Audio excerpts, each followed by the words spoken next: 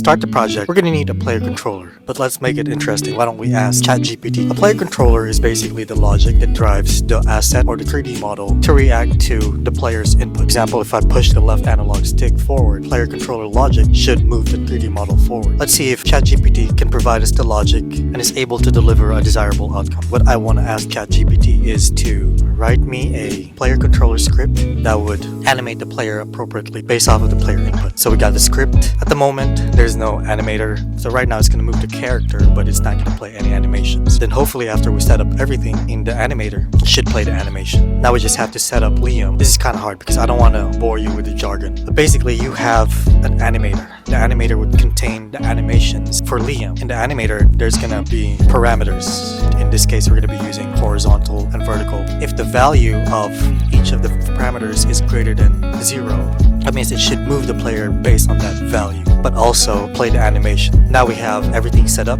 so let's see if it's able to do that. So ChatGPT wasn't able to do it. Keep in mind that what we're looking for in this pseudo experiment is ChatGPT's ability to solve a problem seamlessly out of the box. Because I feel like online there's this impression that ChatGPT can solve anything, but we forget that what they show online is the best example of what it's capable of, not the average or the worst example of what it's capable of. So this is kind of like demystifying that.